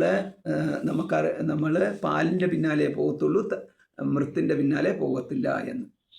അതുപോലെ മൃത്ഘടത്തിനാണെങ്കിൽ ഘടമുണ്ടാക്കണമെന്നുണ്ടെങ്കിൽ അത് മൃത്തിലേക്കേ നമ്മുടെ ദൃഷ്ടി പോകത്തുള്ളൂ എന്ന്. അപ്പം ഘടത്തിൻ്റെ അന്വേഷണം മൃത്തിലേക്കെന്നതുപോലെ ഈ തൈരിൻ്റെ അന്വേഷണം പാലിലേക്കെന്നതുപോലെ അത് രണ്ടും ഉണ്ടായിട്ടില്ല. മൃത്ത് നമ്മൾ എടുക്കുന്നു, ഘടമില്ലാത്ത ഘടമാണ്. അപ്പോൾ ഇല്ലാത്ത ഘടം എന്ന് പറയുമ്പോൾ ഭാവിയിൽ ഉണ്ടാകാൻ പോകുന്ന ഘടമാണ്. അപ്പോൾ ഭാവിയിൽ ഉണ്ടാകാൻ പോകുന്ന ഘടം പാലിലല്ല ഇരിക്കുന്നത്, അല്ലെങ്കിൽ മറ്റൊരിടത്തല്ല ഇരിക്കുന്നത്. അത് കയ്യിലെടുത്തിട്ട് അത് ഏത് പിണ്ടമാണോ നമ്മുടെ കയ്യിലേക്ക് എടുത്തിരിക്കുന്നത്, ആ മൃത്പിണ്ടത്തിലാണ് ഭാവിയിലെ കടമിരിക്കുന്നത് എന്ന് സാരം. അപ്പോൾ അങ്ങനെ വരുമ്പോൾ നമുക്ക് ഭാവിയിൽ ഉണ്ടാകുന്ന പ്രപഞ്ചം എവിടെ ഇരിക്കുന്നു എന്ന ചോദ്യം അവിടെ തന്നെ ഉണ്ടാകുന്നു. അതായത് കാര്യം, ഭാവിയിൽ ഉണ്ടാകാൻ പോകുന്ന കാര്യം കാരണത്തിൽ തന്നെ, ബ്രഹ്മത്തിൽ തന്നെ എന്ന് അപ്രകാരം നമുക്ക് പറയാൻ സാധിക്കും എന്ന്. അപ്പോൾ ഇങ്ങനെ വരുമ്പോഴാണെന്നുണ്ടെങ്കിൽ ഈ നമ്മളിപ്പോൾ നാമരൂപങ്ങളോടുകൂടിയിരിക്കുന്ന ഈ ജീവജാലങ്ങളെല്ലാം ബ്രഹ്മത്തിൽ ലയിച്ചിട്ട് പിന്നീട് ഈ നാമരൂപങ്ങളെല്ലാം ഇപ്രകാരം തന്നെ വീണ്ടും വരുമോ എന്ന്. അതായത് മണ്ണിൽ നിന്നൊരു ഘടമുണ്ടാകുമ്പോൾ ഘടാകാരം നമുക്ക് ഉണ്ടായ ശേഷം മാത്രമേ നമുക്ക് പറയാൻ പറ്റത്തുള്ളൂ ഇത് മണ്ണുമായിട്ട് അസദ്രൂപേണ അയം ഘടഃ സദ്രൂപ എന്ന്. ഇപ്പോൾ കാണുന്ന ഘടം സദ്രൂപമാണ്. ഈ സദ്രൂപമായ ഘടം, അതായത് അതിന് നാമരൂപ വിശേഷണത്വം അതിന് കിട്ടി. അപ്പോൾ അങ്ങനെ കിട്ടിക്കഴിയുമ്പോൾ ആർക്ക് കിട്ടി എന്നുള്ളതാണ്. ഘടത്തിന് കിട്ടിയോ മൃത്തിന് കിട്ടിയോ? മൃത്തിനാണ് കിട്ടിയത്. അപ്പോൾ മൃത്തിന് ഈ നാമരൂപം സഹിതമായിട്ടുള്ള മൃത്ത്, വിശേഷ നാമരൂപ സഹിതമായ മൃത്ത്, വിശേഷം എന്ന് പറഞ്ഞാൽ ഘടവിശിഷ്ട ഘടത്താൽ വിശിഷ്ടമായിട്ട് മൃത്ത് മാറിയപ്പോഴാണ് നമുക്ക് ഈ ഘടം നിന്നത് മൃത്തിലാണ് എന്ന് പറയാൻ സാധിക്കത്തുള്ളൂ. ഘടമായില്ലെങ്കിൽ, മൃത്ത് നമുക്ക് ഘടമായില്ല എങ്കിൽ നമുക്ക് ഘടത്തിൻ്റെ ആകാരം മൃത്തിൽ നമ്മൾക്ക് കാണാതിരിക്കുമ്പോൾ ആ സന്ദർഭത്തിൽ നമുക്ക് പറയാൻ സാധിക്കും വരാൻ പോകുന്ന ഘടത്തിൻ്റെ അവ്യക്ത രൂപം മൃത്തിലിരുന്നു എന്ന് പറയാൻ സാധിക്കും. അപ്പം വരാൻ പോകുന്ന ഘടത്തിൻ്റെ അവ്യക്ത രൂപം മൃത്തിലിരുന്നുവോ അതോ ആ മൃത്തിനെ ഘടമാക്കി മാറ്റാൻ പോകുന്ന ഘടകർത്താവിൻ്റെ ജ്ഞാനത്തിലിരുന്നുവോ എന്ന്. അപ്പം തീർച്ചയായിട്ടും പറയേണ്ടി വരും മൃത്തിലില്ലാത്തത് നമുക്ക് മറ്റൊരിടത്തുനിന്ന് കൊണ്ടുവരാൻ സാധിക്കത്തില്ല. അപ്പോൾ അതിനാൽ മൃത്തിലുണ്ട് എന്ന് പറയേണ്ടി വരും. അതേപോലെ തന്നെ ജ്ഞാനമില്ലാതെ ഘടം ഉണ്ടാക്കാൻ സാധിക്കത്തില്ല, അതുകൊണ്ട് ജ്ഞാനത്തിലും ഉണ്ടെന്ന് പറയേണ്ടി വരും. അപ്പോൾ ഇതിനകത്ത് ശരിക്കും പറഞ്ഞു കഴിഞ്ഞാൽ ഈ ഘടകർത്താവായിട്ടുള്ള കുലാലൻ്റെ ജ്ഞാനത്തിലാണോ ഭാവിയിൽ വരാൻ പോകുന്ന ഘടമിരിക്കുന്നത്, അതോ ഈ കാണപ്പെടുന്ന മൃത്തിലാണോ വരാൻ പോകുന്ന ഘടമിരിക്കുന്നത്? അപ്പോൾ ഇതിനകത്ത് നമുക്ക് പറയേണ്ടി വരും ജ്ഞാനത്തിൽ നിന്ന് കാര്യമുണ്ടാവത്തില്ല. ജ്ഞാനം അവിടെ നമുക്ക് ജ്ഞാനം ഉണ്ടായിരിക്കുന്നത് ഒന്നിനെ മറ്റൊന്നായിട്ട് വികാരപ്പെടുത്തുവാനുള്ള ജ്ഞാനമാണ് കുലാലിൽ നിൽക്കുന്നത്. പക്ഷെ ഘടമുണ്ടായതിൻ്റെ കാര്യരൂപമായ ഘടമായിട്ട് മാറിയത് കാരണരൂപമായ മൃത്ത് തന്നെയാണ് എന്ന്. അതിനാൽ കാര്യരൂപമായ ഘടം ഇരിക്കുന്നത് കാരണരൂപമായ മൃത്തിൽ തന്നെയാണ്. അവിടെ അസദ്രൂപേണ എന്നുള്ള പ്രയോഗം കൊടുക്കുക. അപ്പോൾ അസദ്വായുധമഗ്രാസീത് എന്നുള്ള പ്രയോഗം ഉണ്ടല്ലോ. അപ്പോൾ അസത് രൂപേണ ഘടം മൃത്തിലിരുന്നു എന്ന് നമുക്ക് പറയേണ്ടി വരും. അപ്പോൾ അതേസമയം കുലാലിലുള്ള ജ്ഞാനമാണെങ്കിലോ, കുലാലിലുള്ള ജ്ഞാനം എന്ന് പറയുന്നത് അവിടെ ഈ ഘടജ്ഞാനം അസത് രൂപമായിട്ടല്ല, മൃജ്ഞാനം സദ്രൂപമായിട്ടും ഘടജ്ഞാനം അസദ്രൂപമായിട്ടല്ല. അവിടെ കുലാലിനെ സംബന്ധിച്ചിടത്തോളം ജ്ഞാനത്തിൽ കാര്യകാരണ രൂപത്തിൽ അവിടെ നിൽക്കുന്ന ഘടവും അതേമാതിരി മൃത്തും അത് തമ്മിലുള്ള ബന്ധവും അതിൻ്റെ അളവും ഇങ്ങനെയുള്ള എല്ലാം ഒരേപോലെ തന്നെ ജ്ഞാനത്തിൽ പ്രത്യക്ഷമാണ്, ജ്ഞാനത്തിൽ സ്ഥിതി ചെയ്യുന്നതാണ്. ഇവിടെ നമുക്ക് ബ്രഹ്മത്തിലേക്ക് വന്നു കഴിയുമ്പോൾ അഭിന്ന നിമിത്ത ഉപാദാന കാരണം എന്നുള്ളത് കൊണ്ട് അവിടെ ജ്ഞാനവും അതേമാതിരി ഇതിന് വേണ്ട കാരണവും ഇത് തമ്മിലുള്ള, അതായത് നിമിത്ത കാരണവും ഉപാദാന കാരണവും രണ്ടല്ല എന്നുള്ളതും കൂടെ നമ്മൾ ഈ സന്ദർഭത്തിൽ ഓർത്തിരിക്കണം. അപ്പോൾ അങ്ങനെ വരുമ്പോൾ ഈ സത്വാച്ച അവരസ്യ എന്ന് പറഞ്ഞാൽ എന്താ? അവരസ്യ എന്ന് പറയുന്നത് വരാൻ പോകുന്നത്. അപ്പോൾ ഇതാണ് അവരം. അവരം എന്ന് പറഞ്ഞു കഴിഞ്ഞാൽ നമ്മൾ ഈ പൂർവാപരം എന്നുള്ള പറയുന്നത് പോലെയുള്ള ഒരു പ്രയോഗമാണ്. പൂർവം അപരം എന്ന് പറയുന്നത് പോലെയാണ്. അതിൻ്റെ സ്ഥാനത്താണ് അവരം എന്ന് പറഞ്ഞിരിക്കുന്നത്. അവരം എന്ന് പറഞ്ഞു കഴിഞ്ഞാൽ വരാൻ പോകുന്നതെന്ന് ഇവിടെ അർത്ഥമുള്ളത്. അത് കാര്യം എന്നുള്ളത്. അപ്പോൾ ഇപ്പോൾ ഉള്ളതിൽ നിന്നും വരാൻ പോകുന്നതിനെ മാറ്റി വേർതിരിച്ച് കാണിക്കാൻ വേണ്ടിയുള്ള പ്രയോഗമാണ് അവരം. അപ്പോൾ അവരസ്യ സത്വാത്, അതിൻ്റെ സ്ഥിതി, അതിപ്പോൾ നമ്മൾ പറഞ്ഞ വരാൻ പോകുന്ന ഘടത്തിൻ്റെ സ്ഥിതി. അപ്പോൾ അത് അവരസ്യ സ്ഥിതി എവിടെയായിരിക്കുന്നതെന്ന്. അപ്പോൾ അവരസ്യ സ്ഥിതി തീർച്ചയായിട്ടും, അതായത് കാര്യത്തിൻ്റെ സ്ഥിതി തീർച്ചയായിട്ടും എവിടെ ഇരിക്കുന്നു? കാരണേയേവ. അതാണ് ഭാവാത് എന്ന പ്രയോഗം പറഞ്ഞത്. അപ്പോൾ മുമ്പ് പറഞ്ഞ സൂത്രത്തിലെ ഭാവാത്ത് എന്ന് പറഞ്ഞു കഴിഞ്ഞാൽ അത് തീർച്ചയായിട്ടും കാരണത്തിലാണ് എന്ന്. അപ്പോൾ എന്ന് പറഞ്ഞു കഴിഞ്ഞാൽ എവിടെയാണോ കാര്യം അവിടെ തന്നെയാണ് കാരണം എന്ന്. അതിനാൽ കാര്യത്തെ അറിയുമ്പോൾ നമ്മൾ കാരണത്തെയും അറിയുന്നു എന്ന്. അതായത് ഇവിടെ നമുക്ക് ഈ കാര്യകാരണ അഭേദത്വം കാണാൻ സാധിക്കുന്നു. അപ്പോൾ ഈ ഉദാഹരണം ബ്രഹ്മത്തിലേക്ക് എടുത്തു കഴിഞ്ഞാൽ നമ്മൾ അവിടെയും ഇപ്രകാരം തന്നെ കാര്യരൂപമായ പ്രപഞ്ചത്തിൻ്റെ അസ്തിത്വം നിൽക്കുന്നത് കാരണത്തിലാണ് എന്ന് നമുക്ക് കാണാൻ സാധിക്കുന്നു എന്ന്. ഇപ്പോൾ ഇവിടെ വരുന്ന ഒരു സംശയം എന്ന് പറഞ്ഞാൽ ഇതാണ്: ബ്രഹ്മത്തിൽ പ്രപഞ്ചം നിൽക്കുന്നു, ബ്രഹ്മത്തിലേക്ക് പ്രപഞ്ചം ലയിച്ചു ചേരുന്നു, പിന്നെ ബ്രഹ്മത്തിൽ നിന്ന് പ്രപഞ്ചം പുറത്തേക്ക് വരുന്നു. ബ്രഹ്മത്താണെന്നുണ്ടെങ്കിൽ ഇങ്ങനെ ഈ തൊട്ടു തൊടാതെ എന്ന് പറയുന്ന മാതിരിയുള്ള അസ്പൃഷ്ടം എന്നുള്ള ആ ഒരു അർത്ഥം വരുമല്ലോ. അപ്പം സ്പർശിക്കാൻ പോയിട്ട് ലയിക്കാത്ത, അതായത് ഈ എന്താണ്, വെള്ളത്തിൽ വെള്ളത്തിൽ എണ്ണ വീണതുപോലെ. അപ്പോൾ എണ്ണ വെള്ളത്തെ സ്പർശിക്കത്തില്ല. നമുക്ക് എണ്ണയെ നനയ്ക്കാൻ പറ്റത്തില്ലല്ലോ. അപ്പോൾ എണ്ണയിലെ വെള്ളം ഒട്ടാത്തതുപോലെ നമ്മൾ ഈ ബ്രഹ്മം എന്ന് പറയുന്നത് സത്യജ്ഞാനമനന്തം ബ്രഹ്മ, പരമാത്മാവ് അങ്ങനെ നിർലേപത്വം എന്നുള്ള ഒരു പ്രയോഗമുണ്ട്. അപ്പോൾ ഇങ്ങനെ ഒന്നുമായിട്ടും ഒട്ടിച്ചേരാതെ നിൽക്കുന്നു. പിന്നെ ഈ കാര്യരൂപത്തിലുള്ള പ്രപഞ്ചം കാരണരൂപത്തിൽ തൊടാതെ എന്ന് പറഞ്ഞ പോലെ ബ്രഹ്മത്തിൽ വരെ എത്തുന്നു. പിന്നീട് ആ ബ്രഹ്മത്തിൽ നിന്ന്, അപ്പം ബ്രഹ്മത്തിനെ അവിടെ നനയ്ക്കാൻ പറ്റത്തില്ലല്ലോ, എന്നിട്ട് അവിടെ നിന്ന് വീണ്ടും കാര്യരൂപത്തിലേക്ക് പോകുന്നു. അങ്ങനെ ഉള്ള ഒരു പ്രക്രിയയാണോ? അപ്പോൾ ആ ഒരു അങ്ങനത്തെ ഒരു പ്രക്രിയയാണ് ഇവിടെ പറയുന്നതെന്നുണ്ടെങ്കിൽ ഒരു ദോഷം വരും. ആ ദോഷം എന്ന് പറഞ്ഞാൽ ഇതാണ്: അതായത് ഈ വെള്ളവും എണ്ണയും എന്ന പോലെ അവിടെ രണ്ട് അസ്തിത്വമാണുള്ളത്. അപ്പം പ്രപഞ്ചം ബ്രഹ്മത്തിലേക്ക് കാരണരൂപം എന്നുള്ള രീതിയിൽ ബ്രഹ്മത്തിലേക്ക് ലയിച്ച പോലെയും, എന്നാൽ അതേസമയം ലയിക്കാൻ പറ്റത്തില്ലല്ലോ. ലയിക്കാൻ പറ്റാതെ ലയിച്ച പോലെ എന്ന് പറഞ്ഞു കഴിഞ്ഞാൽ അറിയാൻ സാധിക്കാത്ത വിധത്തിൽ സൂക്ഷ്മതലത്തിൽ നിൽക്കുന്നു, പക്ഷെ വീണ്ടും തിരിച്ച് പ്രപഞ്ചമായിട്ട് മാറുന്നു. അപ്പോൾ അസ്തിത്വം വീണ്ടും അവിടെ രണ്ട് അസ്തിത്വം ഉണ്ടെന്ന് പറയേണ്ടി വരും. കാര്യകാരണ രൂപത്തിൽ അങ്ങോട്ടും ഇങ്ങോട്ടും മാറിക്കൊണ്ടിരിക്കുന്ന പ്രപഞ്ചവും ഇതിൽ നിന്ന് അന്യമായിട്ട് നിൽക്കുന്ന ബ്രഹ്മവും.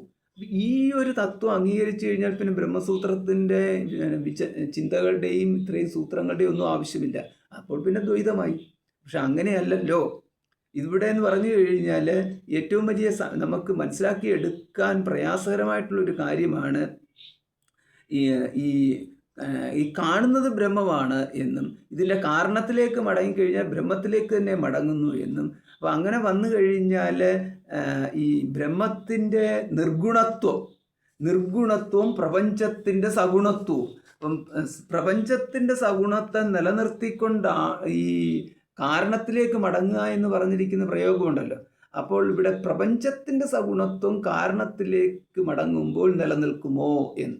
അങ്ങനെ വരുമ്പോഴാണ് അവിടെ ഈ മന്ത്രങ്ങളുടെ എല്ലാം പ്രസക്തി വരുന്നത്. അസദ്വായുധമഗ്രാസീത് എന്നുള്ള പ്രയോഗമുണ്ടല്ലോ. അപ്പോൾ ഇവിടെ ആത്മാവാ ഇതമേക ഏവ അഗ്രേ ആസീത് ഇങ്ങനെയൊക്കെയുള്ള പ്രയോഗങ്ങൾ മന്ത്രങ്ങളാണ് വരുന്നത്. അപ്പോൾ ഇവിടെ നമുക്ക് ചാന്തോക്യോപനിഷത്ത് 6:2-1 സദേവ സൗമ്യ ഇതമഗ്രാസീത് എന്ന പ്രയോഗമുണ്ട്. സത്താണ് ഹേ സൗമ്യ ഇതമഗ്രേ ആസീത്. സത്താണ് ഹേ സൗമ്യ ഇതം അഗ്രേ സൃഷ്ടേ ഹേ പ്രാക്, സൃഷ്ടിക്ക് മുമ്പ് ഉണ്ടായിരുന്നത് എന്ന്. പിന്നെ അതിനു മുമ്പാണെന്നുണ്ടെങ്കിലോ അസദേവ എന്നുള്ള പ്രയോഗമുണ്ട്, അസത്താണ് ഉണ്ടായിരുന്നത് എന്ന്. അപ്പം ഇങ്ങനെ വരുമ്പോൾ ഇവിടെ സത്വാച്ച എന്ന്. അപ്പം വരാൻ പോകുന്ന സൃഷ്ടിയെക്കുറിച്ച് പറയുമ്പോൾ അത് നമ്മൾ ഈ അസത്വ ഇതമഗ്ര ആസീത്ത് എന്നുള്ളതിന് ബാക്കിയും മന്ത്രമുണ്ട് എന്ന് മനസ്സിലാക്കണം. എന്ന് പറഞ്ഞു കഴിഞ്ഞാൽ മന്ത്രത്തിൻ്റെ ബാക്കി എന്ന് പറഞ്ഞു കഴിഞ്ഞാൽ ഈ അസദ്വ ഇതം അഗ്രേ ആസീത്ത് എന്നുള്ളതിനകത്ത് ഇതം എന്നുള്ളത് നമ്മൾ മറന്നു കളയാൻ പാടില്ല. ഇതം എന്ന് പറഞ്ഞു കഴിഞ്ഞാൽ ഈ ഘടം എന്നർത്ഥം. ഇതം ഈ പ്രപഞ്ചം എന്നുള്ളതിനകത്ത് ഈ ഇതത്തിൻ്റെ അർത്ഥത്തിനെ തിരസ്കരിച്ചുകൊണ്ട് നമുക്ക് അസത്തിലേക്ക് പോവുക സാധ്യമല്ല. അപ്പം അസദ്വായുധമഗ്ര ആസീത് എന്ന് പറഞ്ഞു കഴിഞ്ഞാൽ ഈ ഘടം നാമരൂപരഹിതമായിട്ടായിരുന്നു മുമ്പുണ്ടായിരുന്നത് എന്നേ അർത്ഥമുള്ളൂ. അതായത് നാമരൂപരഹിതമായിട്ടാണ് ഈ ഘടം ഉണ്ടായിരുന്നത് എന്ന് പറഞ്ഞു കഴിഞ്ഞാൽ ഈ ഘടത്തിനെ ഇപ്പോൾ ഈ ഘടമാക്കി നിർത്തിയിരിക്കുന്ന യാതൊന്നാണോ അത് ഈ ഇപ്പോൾ സ്വീകരിച്ചിരിക്കുന്ന നാമരൂപരഹിതമായിട്ടായിരുന്നു എന്ന് മാത്രമേ അതിൻ്റെ അർത്ഥമുള്ളൂ എന്ന്. അതുകൊണ്ട് ഇവിടെ നമുക്ക് സത്വാത് എന്നർത്ഥം കൊടുത്തു കഴിയുമ്പോൾ അവരസ്യ വരാൻ പോകുന്നതിൻ്റെ സ്ഥിതി, അവരസ്യ സ്ഥിതി ഇപ്പം എങ്ങനെയായിരുന്നു? സത്വാത് സത്വരൂപേണ എന്ന്. അവരസ്യ സ്ഥിതി എന്ന് പറഞ്ഞു കഴിഞ്ഞാൽ ഇപ്പോൾ ഇവിടെ നമുക്ക് അവരസ്യ സൃഷ്ടി എന്ന് വേണമെങ്കിൽ പറയാം. അപ്പം വരാൻ അതായത് കാര്യത്തിൻ്റെ അവരസ്യ ഉത്പത്തി അത് സത്വാദേവ, അത് സത്വത്തിൽ നിന്ന് തന്നെയാണ് ഉണ്ടായത് എന്ന്. അതായത് സദേവ സൗമ്യ ഇതമഗ്രാസീത് എന്നാണ് അതുമായിട്ട് ചേർന്ന മന്ത്രം. സദേവ സൗമ്യ ഇതം അഗ്രേ ആസീത്. അപ്പോൾ അഗ്രേ എന്ന് പറയുമ്പോൾ നമുക്ക് സൃഷ്ടേഹേ പ്രാക്ക് എന്നുള്ളത് എടുക്കണം, സൃഷ്ടിക്ക് മുമ്പ് എന്നുള്ളത് എടുക്കണം. അത് നമുക്ക് സത്തായിട്ടായിരുന്നു എന്ന് പറഞ്ഞു കഴിഞ്ഞാൽ ഘടം ഉണ്ടായിരുന്നത് സൃഷ്ടിക്ക് മുമ്പ് മൃത്തായിട്ടാണ് ഉണ്ടായിരുന്നത് എന്ന്. ഇത് അപ്പം ഈ ബ്രഹ്മമായിട്ടായിരുന്നു പ്രപഞ്ചമുണ്ടായിരുന്നത് എന്ന് നമുക്ക് ഇതിനകത്തൂടെ മനസ്സിലാക്കാം എന്ന് പറഞ്ഞു കഴിഞ്ഞാൽ ഇവിടെ ബ്രഹ്മമല്ലാതെ മറ്റൊന്നില്ല. അതുകൊണ്ട് ഇപ്പോൾ കാര്യരൂപത്തിൽ നമ്മൾ യാതൊന്നിനെ കാണുന്നുവോ അത് ബ്രഹ്മം തന്നെയാകുന്നു എങ്കിൽ മാത്രമേ യാതൊന്നറിഞ്ഞാൽ എല്ലാം അറിഞ്ഞതായി തീരുമോ എന്നുള്ളതും അതേപോലെ തന്നെ ജ്ഞാനാദേവതു കൈവല്യം എന്ന് പറയുന്നതും സാധ്യമാവത്തുള്ളൂ. അല്ലാത്ത പക്ഷം ഘടജ്ഞാനം കൊണ്ട് കുലാലജ്ഞാനം ഉണ്ടാവുന്നില്ല. ഏകസ്യ മൃത്പിണ്ഡസ്യ ജ്ഞാനേന ഇപ്രകാരമുള്ള ഏകസ്യ ഘടസ്യ ജ്ഞാനേന ഇപ്രകാരമുള്ള ഒന്നിനെ അറിഞ്ഞു കഴിഞ്ഞാൽ എല്ലാം അറിഞ്ഞതായിട്ട് തീരുക എന്നുള്ളതും സാധ്യമാവത്തില്ല എന്ന്. ഒന്നാണ് എല്ലാമായി തീർന്നത് എങ്കിൽ മാത്രമേ ഒന്നിനെ അറിഞ്ഞാൽ എല്ലാം അറിഞ്ഞതായിട്ട് തീരത്തുള്ളൂ എന്ന്. അപ്പോൾ നമ്മളിവിടെ അറിയുന്നത് ഘടത്തെ അറിഞ്ഞാൽ മൃത്തിനെ അറിയുന്നില്ല എന്നുള്ളതല്ല. ഘടത്തിനെ അറിയുമ്പോൾ മൃത്തിനെയും അറിയുന്നു. പക്ഷേ നമ്മൾ ഘടത്തിനെ അറിയുമ്പോൾ മൃത്തിനെ അറിഞ്ഞു എന്ന് അറിയണം എന്നാണ്. അതാണ്.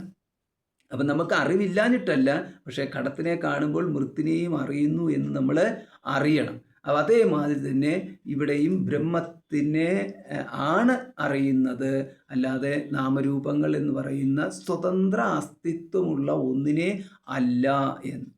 അപ്പോൾ ഇതിനകത്ത് നമുക്ക് ഈ പല വ്യാഖ്യാനങ്ങൾ നമ്മുടെ ഈ വിശദീകരണങ്ങളിലും വിശകലനങ്ങളും ഒക്കെ നിൽക്കുന്നത് പ്രപഞ്ചോത്പത്തിയിൽ നമുക്ക് ജഡത്തിൻ്റെ കേവലത്വം, അതായത് ജഡാവസ്ഥയുടെ ഒരു കേവലത്വം, അല്ലെങ്കിൽ ശൂന്യത്തിൽ നിന്ന് ഒരു പ്രപഞ്ചോത്പത്തിയോ, അല്ലെങ്കിൽ ഈ പ്രപഞ്ചം മുഴുവനും കൂടെ ഒരു കേവല ഊർജ തന്മാത്ര എന്നൊക്കെയുള്ള ചില പ്രയോഗങ്ങളും പലയിടത്തും കാണാം. കേവലം ശക്തിയിലായിരുന്നു, ത്രിഗുണങ്ങളിലായിരുന്നു പ്രപഞ്ചത്തിൻ്റെ നിലനിൽപ്പ് എന്ന്. അപ്പം ആ മാതിരി അതപ്പോഴെല്ലാം നമ്മൾ എത്തിച്ചേരുന്നത് ജഡത്തിലാണ്. അപ്പം ജഡത്തിൽ നിന്ന് ജഡമുണ്ടാകുന്നു എന്നും ചേതനയിൽ നിന്ന് ചേതനമുണ്ടാകുന്നു. ഈ തരത്തിൽ ജീവനുള്ള വ്യക്തിയിൽ നിന്ന് ജീവനുള്ള ഇതുണ്ടാകുന്നു. പിന്നെ ഈ ജീവനില്ലാത്ത പഞ്ചഭൂതങ്ങൾ, അവയിൽ നിന്ന് ജീവനില്ലാത്ത ഈ കാണപ്പെടുന്ന ബാക്കിയുള്ള അചേതനങ്ങളായിട്ടുള്ളതെല്ലാം ഉണ്ടാകുന്നു എന്ന്. അപ്പം അങ്ങനെയുള്ള ഒരു ഭേദത്വം ഇല്ല എന്ന് കാണിക്കാൻ വേണ്ടിയിട്ടാണ് ഇവിടെ നമുക്ക് ഈ ഒരു പ്രയോഗമുള്ളത്. സത്വാച്ച അവരസ്യ എന്ന് പറയും. സത്ത് തന്നെയായിരുന്നു ഉണ്ടായിരുന്നത്. അപ്പോൾ അത് നമുക്ക് എങ്ങനെ മനസ്സിലാക്കാൻ സാധിക്കുന്നു? പ്രത്യക്ഷത്തിന് വിരുദ്ധമാണല്ലോ എന്ന്. അപ്പം ബ്രഹ്മം പ്രത്യക്ഷത്തിന് വിരുദ്ധമാണോ എന്ന്. പ്രത്യക്ഷത്തിന് വിരുദ്ധമാണോ എന്ന് പറഞ്ഞു കഴിഞ്ഞാൽ പ്രത്യക്ഷത്തിൻ്റെ വിഷയം നാമരൂപങ്ങളാണ്. അത് പ്രത്യേകിച്ച് രൂപാദികൾ. അതായത് ഓരോ പ്രത്യക്ഷം എന്ന് പറയുമ്പോൾ പഞ്ചേന്ദ്രിയങ്ങളെ എടുക്കണം, അല്ലാതെ കാണുന്നത് മാത്രമല്ലല്ലോ. അപ്പം പഞ്ചേന്ദ്രിയ വിഷയങ്ങളുടെ പരിധിക്കുള്ളിൽ ഈ പഞ്ചേന്ദ്രിയങ്ങൾ പരിവർത്തിക്കുന്നു എന്ന് മാത്രമേ ഉള്ളൂ പ്രത്യക്ഷ ജ്ഞാനം എന്നുകൊണ്ട് ഉദ്ദേശിക്കുന്നത്. അതായത് നമ്മൾ മനസ്സിലാക്കേണ്ടത് ജ്ഞാനേന്ദ്രിയങ്ങളുടെ അല്ലെങ്കിൽ ജ്ഞാനകരണങ്ങളുടെ പരിമിതി, അവയുടെ സ്വഭാവം, അതിനെക്കുറിച്ച് നമുക്ക് വ്യക്തതയുണ്ട് എങ്കിൽ നമ്മൾ പ്രമാണമായിട്ട് സ്വീകരിക്കുന്ന ജ്ഞാനത്തിനെ നമ്മൾ ചോദ്യം ചെയ്യുന്നു. അപ്പം പ്രമാണമായിട്ട് നമ്മൾ സ്വീകരിക്കുന്ന ജ്ഞാനം എന്ന് പറയുന്നത് ഇതാണ്. നമ്മുടെ പ്രത്യക്ഷാദികളുടെ കയ്യിലുള്ള പ്രത്യക്ഷാദികളാൽ കയ്യിൽ നമ്മൾ സംഭരിച്ചു വച്ചിരിക്കുന്ന ജ്ഞാനമാണ് നമ്മുടെ അംഗീകരിക്കപ്പെട്ട, നമ്മളതിൻ്റെ ഏറ്റവും അത്യുത്കൃഷ്ടമായിട്ട് കരുതുന്ന ജ്ഞാനത്തിൻ്റെ സ്ഥിതി എന്ന്. ഞാൻ കണ്ടതിനാൽ, ഞാൻ കേട്ടതിനാൽ, എനിക്കറിയാവുന്നതിനാൽ, ഞാൻ അനുഭവിച്ചതിനാൽ ഇത് മുഴുവൻ നിൽക്കുന്നത് ഈ അവനവൻ്റെ ജ്ഞാതാവിൻ്റെ പരിമിതമായിട്ടുള്ള ജ്ഞാനശക്തിയുടെ ഉള്ളിലാണ് നിൽക്കുന്നത് എന്ന്. അപ്പോൾ അതുകൊണ്ട് അവിടെ നമുക്ക് ഇത് ബ്രഹ്മമാണ് എന്ന് തിരിച്ചറിയാൻ സാധിക്കുന്നില്ല. അവിടെയാണ് നമുക്ക് ശ്രുതി സഹായം വേണ്ടി വരുന്നത് എന്ന്. അസദ്വ്യപദേശാത് ന ഇതി ചേത് ധർമാന്തരേണ വാക്യശേഷാത്. പിന്നെ അപ്പോൾ നമ്മൾക്ക് ഇപ്പോൾ സത്വത്തിൽ നിന്നാണ് ഇതുണ്ടായത്, പ്രപഞ്ചം ഉണ്ടായതെന്ന് പറഞ്ഞല്ലോ. അസത്തിൽ നിന്നാണ് ഉണ്ടായത് എന്ന് പറയുന്നുണ്ടല്ലോ എന്ന് അടുത്ത ചോദ്യം കൊണ്ടുവരുന്നു. അതാണ് അസദ്വ്യപദേശാത്. അസത്തിൽ നിന്നാണ് ഉണ്ടായതെന്ന് പറയുന്നുണ്ടല്ലോ. ഏതെങ്കിലും ഒന്നിലങ്ങ് നിൽക്കുക. ഇതെല്ലാം പൂർവപക്ഷികൾ പറയുന്നതാണ് കേട്ടോ. ഓരോ സൂത്രത്തിൽ നമുക്ക് പൂർവപക്ഷവും ഉണ്ടാവും, എൻ്റെ സിദ്ധാന്തവും ഉണ്ടാവും. അപ്പോൾ ഇതിനകത്ത് നമുക്ക് ഈ അസത്തിൽ നിന്നാണ് ഉണ്ടാകുന്ന അസദ്വായുധമഗ്രാസി തതോ സതജായത ഇങ്ങനെയുള്ള പ്രയോഗം ഉണ്ടല്ലോ. പിന്നീടാണല്ലോ സത്തുണ്ടായത് എന്ന് പറഞ്ഞു കഴിഞ്ഞാൽ അപ്പോൾ അതിന് നിങ്ങൾ എന്ത് സമാധാനം ചോദിക്കുന്നു? സമാധാനം പറയുന്നു. അസദ്വ്യപദേശാത് അങ്ങനെയല്ല, ധർമാന്തരേണ വാക്യശേഷാത്. ആ വാക്യം അവിടെ അവസാനിക്കുന്നില്ല, പിന്നെയും കുറച്ചുകൂടെ വാക്യം കൂടെ വായിക്കാൻ പറയുകയാണ്. അതാണ് ധർമാന്തരേണ അവശേഷാത്, വാക്യശേഷാത്ത് എന്ന്. വാക്യം പിന്നെ ആ വാക്യത്തിന് ശേഷമുണ്ട്. അപ്പോൾ അതെങ്ങനെയാണ്? അസദ്വ്യപദേശാത്, അസത്താണെന്ന് പറഞ്ഞിരിക്കുന്ന ശ്രുതി ഉള്ളത് കൊണ്ട് ഇത് ചെയ്ത്. അങ്ങനെയാണെങ്കിൽ അങ്ങനെയല്ല. ശ്രുതിയുടെ അർത്ഥം ധർമാന്തരേണ, മറ്റൊരു ധർമ്മത്തെ അപേക്ഷിച്ചിട്ടാണ് ഉത്പത്തിക്ക് മുമ്പേ കാര്യമില്ലെന്ന് പറഞ്ഞിരിക്കുന്നത്. അത്രയേ ഉള്ളൂ. ധർമാന്തരേണ എന്ന് പറഞ്ഞാൽ മറ്റൊരു ധർമ്മത്തെ ആശ്രയിച്ചിട്ടാണ് ഉത്പത്തിക്ക് മുമ്പ് പ്രപഞ്ചം ഇല്ല എന്നുള്ള പ്രയോഗമുള്ളത്.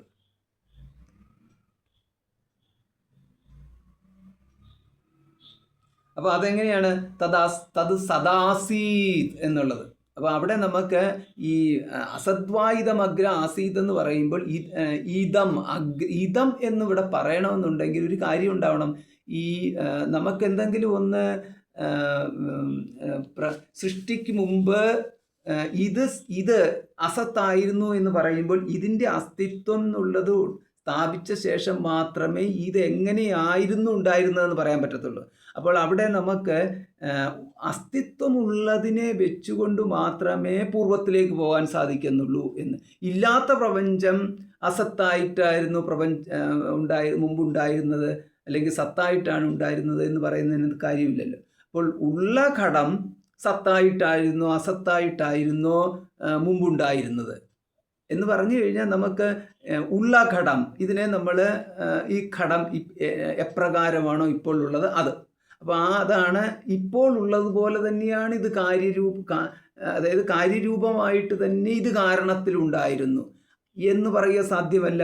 എന്ന് പറഞ്ഞു കഴിഞ്ഞാൽ നമുക്ക് കാരണമായ മൃത്തിൽ നിന്നാണ് കാര്യമുണ്ടായതെന്ന് പറയുന്നതിന് പ്രശ്നമുണ്ടാവും. ഓൾറെഡി അവിടെ കാര്യരൂപമായ ഘടം അങ്ങനെ തന്നെ മൃത്തിലുണ്ട് എന്നുണ്ടെങ്കിൽ പിന്നെ സൃഷ്ടി എന്ന് പറയുന്ന ഒന്നും ഉണ്ടാവത്തില്ല. അത് പിന്നെ ഘടമാണുള്ളത്. മൃത്ത് എന്ന് പറയുന്നത് ഘടമായിട്ടിരിക്കുന്നു. എല്ലാ കാലത്തിലും ഈ ഘടം ഇങ്ങനെ ഈ മൃത്ത് ഇങ്ങനെ ഘടമായിട്ടിരിക്കുന്നു എന്ന് പറയേണ്ടി വരും. പക്ഷെ അങ്ങനെയൊന്നും അല്ലല്ലോ കാണുന്നത്. അപ്പം തിരിച്ച് മൃത്തിലേക്ക് പോയി കഴിഞ്ഞാൽ പിന്നെ മൃത്തിലേക്ക് പോയി കഴിയുമ്പോൾ നമുക്കറിയാൻ സാധിക്കുന്നു ഈ ഘടം തിരിച്ച് മൃത്തിലേക്ക് പോയി എന്ന്. അപ്പോൾ അതേമാതിരി തന്നെ ഈ ഘടം ഇതുണ്ടാകുന്നതിന് മുമ്പ് എന്തായിരുന്നു എന്ന് ആ ചോദ്യമാണ് ഇവിടെ ഉള്ളത്. അപ്പോൾ പറയുന്നത് ഈ ഘടം ഉണ്ടാകുന്നതിന് മുമ്പ് ഇല്ലായിരുന്നു. അപ്പം ഘടമില്ലായിരുന്നു എന്നാണ് അതിൻ്റെ അർത്ഥം. അല്ലാതെ ഘടത്തിൻ്റെ കാരണം മൃത്തില്ലായിരുന്നു എന്നല്ല എന്ന് സാരം. അപ്പം ഘടത്തിൻ്റെ കാരണം മൃത്ത് എന്ന് പറയുമ്പോൾ നമ്മൾ ഈ ഘടം അവ്യാകൃത രൂപത്തിൽ മൃത്തിലുണ്ടായിരുന്നു എന്ന് പറയേണ്ടി വരും. അപ്പോൾ ഈ ഘടം അവ്യാകൃത രൂപത്തിൽ കൃത്യമായിട്ടുണ്ടായിരുന്നോ എന്ന് തീർച്ചയായിട്ടും. അപ്പോൾ അവ്യാകൃതത്തിൽ നിന്ന് വ്യാകൃതത്തിലേക്ക് വന്നു കഴിയുമ്പോൾ മാത്രമാണ് ഈ വ്യാകൃതമായതിനെ വെച്ചുകൊണ്ടാണ് അവ്യാകൃതത്തിലേക്ക് പോകുന്നത്. അതാണ് കാര്യാനുമേയ പരമേശ ശക്തി എന്നുള്ള പ്രയോഗം വന്നിരിക്കുന്നത്. നമ്മൾ കാരണം എന്ന് പറയുമ്പോൾ കാര്യത്തെ വെച്ചുകൊണ്ട് അനുമാനിക്കലാണ്. അപ്പോൾ കാര്യാനുമേയ പരമേശ ശക്തി മായയെക്കുറിച്ചുള്ള പ്രയോഗം അങ്ങനെയാണ് കിടക്കുന്നത്. അതായത് അവിടെ ഈ അസത്താണ് ആയിരുന്നു എന്ന പ്രയോഗം പറയണമെന്നുണ്ടെങ്കിൽ ഇപ്പോഴുള്ള ഘടത്തിനെ അറിഞ്ഞിട്ട് മാത്രമേ നമുക്ക് മുമ്പ് ഈ ഘടം അസത്തായിട്ടിരുന്നു എന്ന് പറയാൻ സാധിക്കത്തുള്ളൂ എന്ന്. ചുരുക്കത്തിൽ ഒരുവന് ഘടജ്ഞാനം വെച്ചുകൊണ്ട് മാത്രമേ, അതായത് ഈ ഈ അതിൻ്റെ രൂപം, ഘടരൂപം അങ്ങനെയുള്ള എല്ലാം ഉണ്ടല്ലോ, ഭാരം, രൂപം, ഗുണം, ഇങ്ങനെയൊക്കെയുള്ള ആ വിശേഷണങ്ങളെല്ലാം അറിഞ്ഞതിന് ശേഷമാണ് ഇതിൻ്റെ ഇപ്പോഴുള്ള അഭാവ സ്ഥിതിക്ക് വിപരീതമായിട്ട് ഇല്ലായ്മ സൃഷ്ടിക്ക് മുമ്പ് എന്നുള്ള രീതിയിലേക്ക് ചിന്ത പോകേണ്ടി വരുന്നുള്ളൂ എന്ന്. അപ്പം ആ ദൃഷ്ടിയിൽ വെച്ചുകൊണ്ടാണ് പറഞ്ഞത് അസത്ത് എന്നുള്ള പ്രയോഗം വന്നിരിക്കുന്നത്. അല്ലാതെ ആത്യന്തികമായിട്ടുള്ള ഇല്ലായ്മ എന്ന അർത്ഥത്തിലല്ല അസത്ത് എന്ന്. പിന്നെ അതെന്തായിരുന്നു? അത്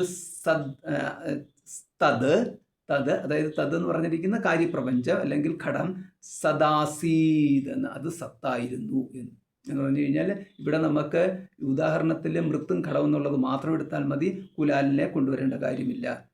അതേസമയം ബ്രഹ്മവും പ്രപഞ്ചവും എന്ന് പറയുമ്പോൾ അഭിന്ന നിമിത്ത ഉപാദാന കാരണമുള്ളത് കൊണ്ട് അത്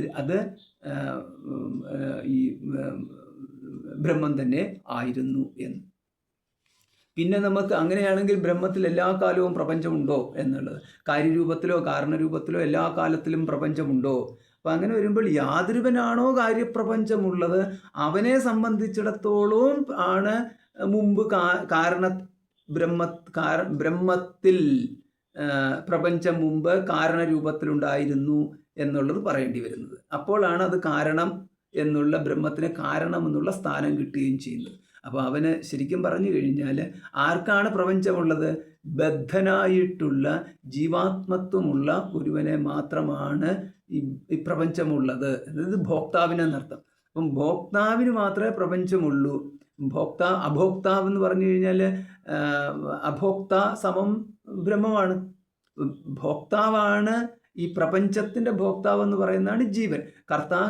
ഭോക്താവ് എന്ന് പറഞ്ഞാൽ കേവലം ഭോക്താവ് എന്ന് പറയുന്നത് നമ്മൾ ഈ കർത്താവും ജ്ഞാതാവും ഒക്കെ ആയിട്ട് നിൽക്കുന്ന ഒരു അസ്തിത്വമാണ്. അവൻ അപ്പോൾ അത് പറയുന്നതാണ് ജീവാത്മാ എന്ന് പറയുന്നത്. അപ്പം ജീവാത്മാവിൻ്റെ അസ്തിത്വം നിൽക്കുമ്പോൾ മാത്രമാണ് നമുക്ക് ഈ കാര്യകാരണ അന്വേഷണത്തിന് പ്രസക്തി വരുന്നത്.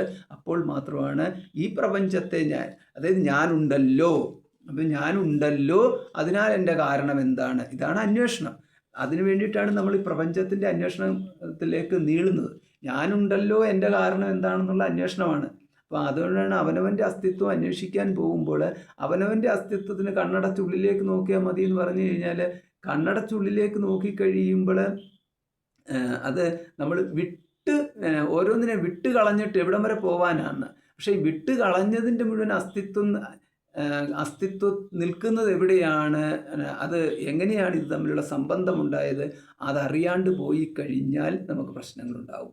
അതായത് ചുരുക്കത്തിലെന്ന് പറഞ്ഞു കഴിഞ്ഞാൽ നമ്മൾ ഈ സമാധി എന്ന് പറയുന്നത് ഈ എല്ലാത്തിനെയും നമ്മൾ ഉപേക്ഷിച്ചിട്ട് പോയിട്ട് ഒരു ശൂന്യ സമാനമായിട്ടുള്ള ഒരു നിർവികാരതയിൽ മനസ്സിനെ നിർത്തുന്ന ഒരു സ്ഥിതിയിൽ കുറച്ചു കാലം നിന്നു, കുറച്ചു കാലം മനസ്സപ്രകാരം നിർത്തി എന്നതുകൊണ്ട് അവിടെ ഈ സർവബന്ധ നിവൃത്തി വന്നു തുടങ്ങിയ രീതിയിലേക്ക് പോവുക സാധ്യമല്ല. അതാണ് ഈ യോഗ ജ്ഞാനരഹിതമായ യോഗയിൽ കൂടെ നമ്മൾ ചിത്തവൃത്തി നിരോധനത്തെക്കുറിച്ചൊക്കെ കാണുകയുണ്ടായി. അപ്പം ജ്ഞാനരഹിതമായിട്ടുള്ള യോഗയാണെന്നുണ്ടെങ്കിൽ പ്രാണസ്തംഭനമൊക്കെ നമുക്ക് നടത്താൻ സാധിക്കുന്നു. പ്രാണസ്തംഭനമൊക്കെ നടത്തി കഴിഞ്ഞു കഴിഞ്ഞാൽ പിന്നെ ഈ പ്രാണനെ ഒന്നിൽ നിന്നൊന്നിനെ പിൻവലിച്ച് മുഖ്യപ്രാണനിൽ കൊണ്ടുവന്നിട്ട് സർവപ്രാണങ്ങളെയും സമർപ്പിക്കുന്നു.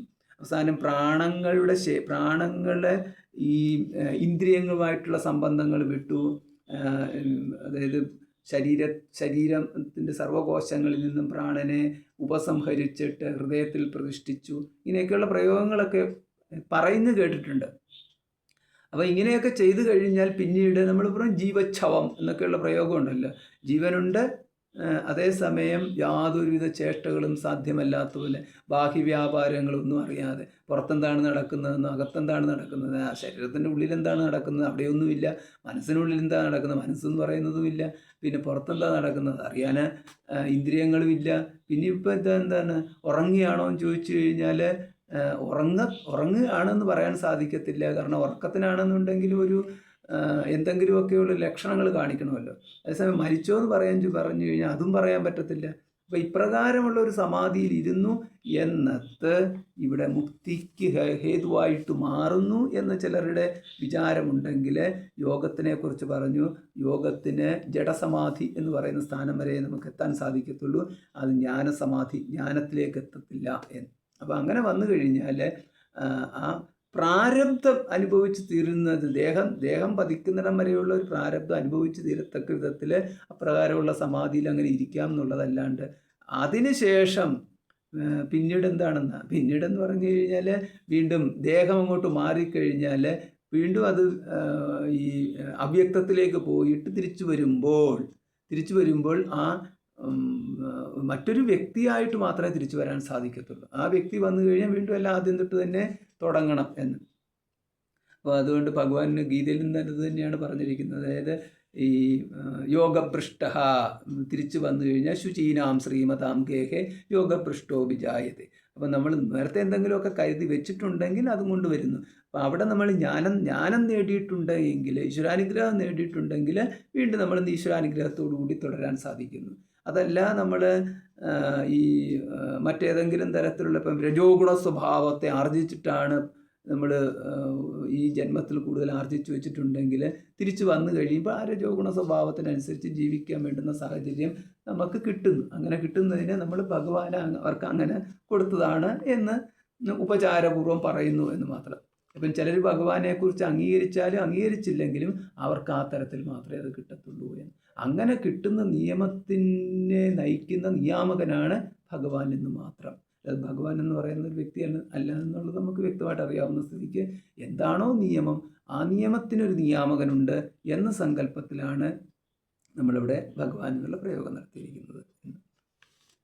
അപ്പോൾ അതുകൊണ്ട് സദായിട്ടായിരുന്നു എന്ന്. അതുകൊണ്ടാണ് വാക്യശേഷാത് എന്ന് പറഞ്ഞാൽ വാക്യത്തിന് ബാക്കിയുള്ളത്. അതാണ് ധർമാന്തരേണ. ഇവിടെ ധർമാന്തരേണ എന്നുള്ള പ്രയോഗത്തിൽ ഈ മറ്റൊരു ധർമ്മത്തിൽ എന്ന്, അതായത് ഈ കാരണം എന്നുള്ള ആ വെച്ചുകൊണ്ടുള്ള നമ്മുടെ വിചാരത്തിൽ നിന്നും വ്യത്യസ്തമായിട്ട് ഈ നോക്കുമ്പോഴാണ് നമുക്കിവിടെ ഈ സത്തായിട്ടായിരുന്നു എന്നുള്ള സദൈവ സൗമ്യ ഇതമഗ്ര എന്നുള്ള പ്രയോഗത്തിലേക്ക് വരുന്നു. ഇതം തത് എന്നുള്ള പ്രയോഗം ഉണ്ടല്ലോ, തത് സദൈവ ആയിട്ടിരുന്നത്.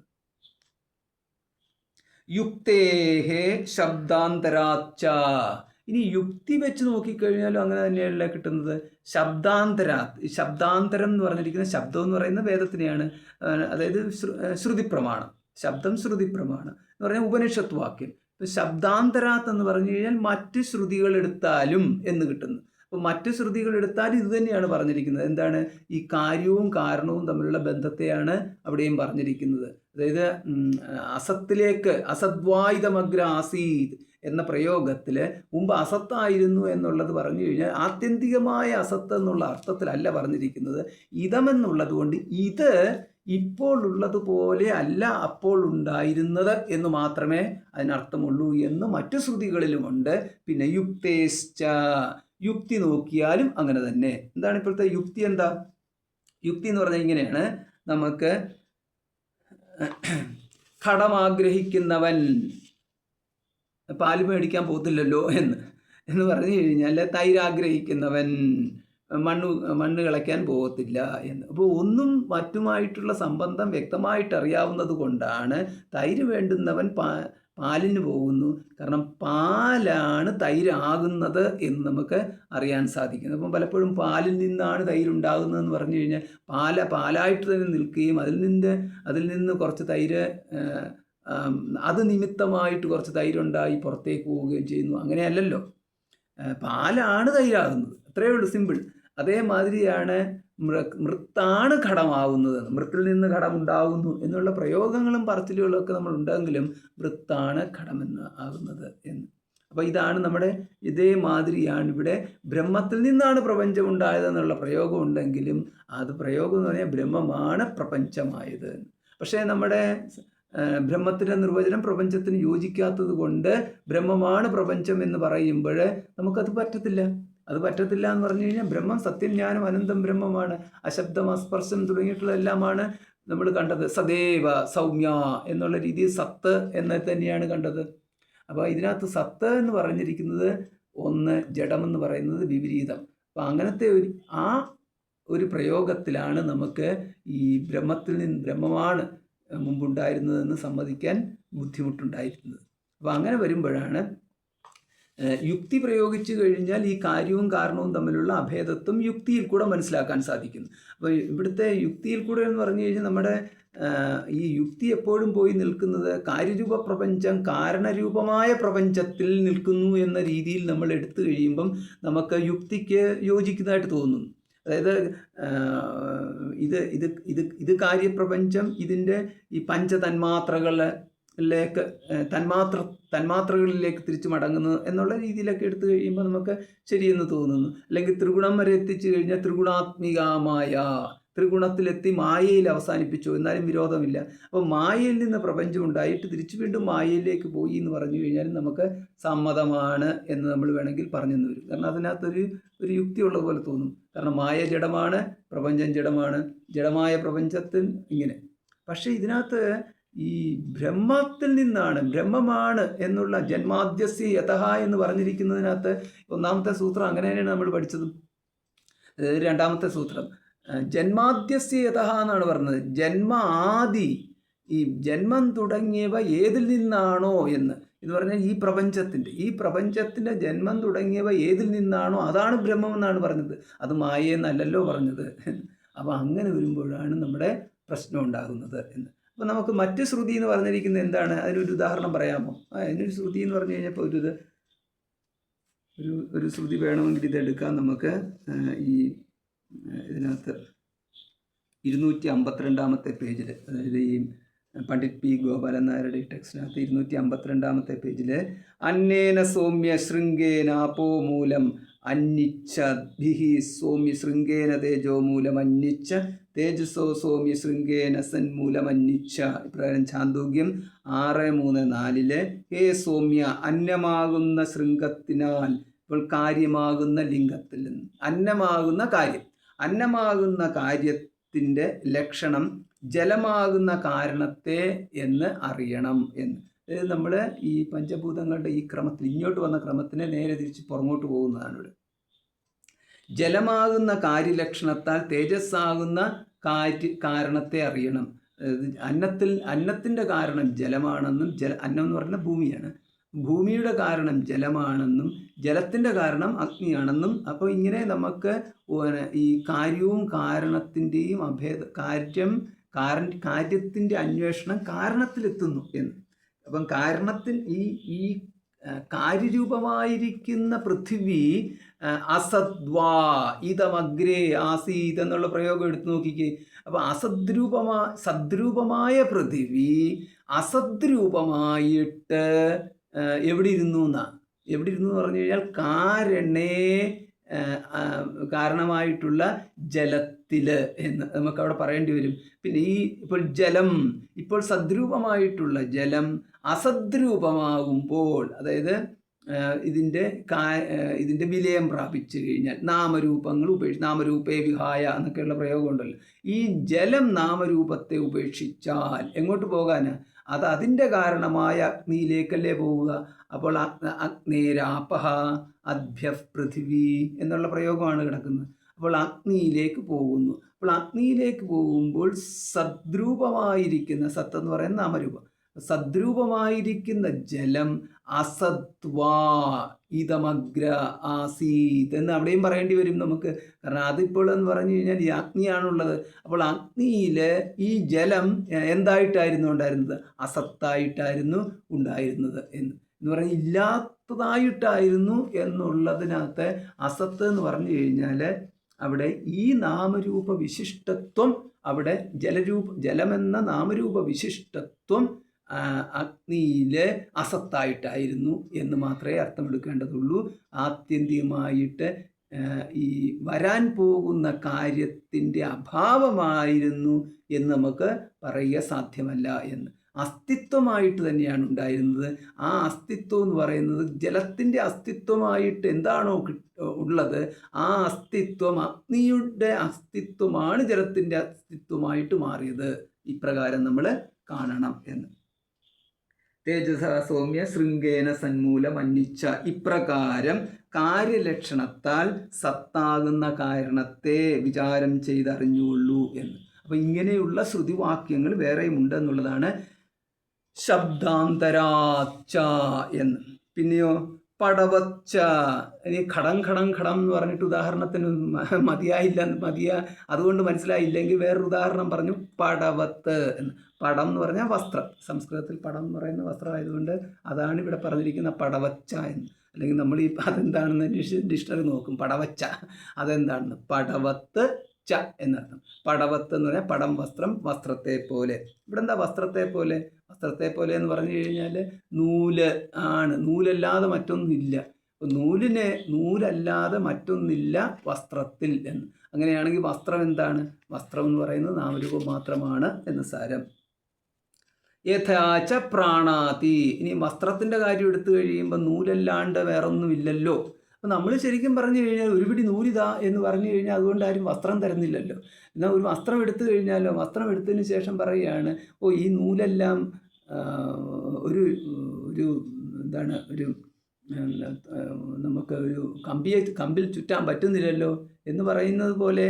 പക്ഷേ നമ്മുടെ ഈ അനുഭവത്തിൽ, ഉപയോഗത്തിൽ അതൊരു വ്യത്യസ്തത കാണുന്നുണ്ടെങ്കിലും ഊടും പാവുമായിട്ടുള്ള നൂലല്ലാണ്ട് പടത്തിൽ മറ്റൊന്നില്ലാത്തതുപോലെ ഓതഃപ്രോതം എന്ന, അതുകൊണ്ട് അപ്രകാരമാണ് ബ്രഹ്മപ്രപഞ്ചം എന്നുള്ളത്.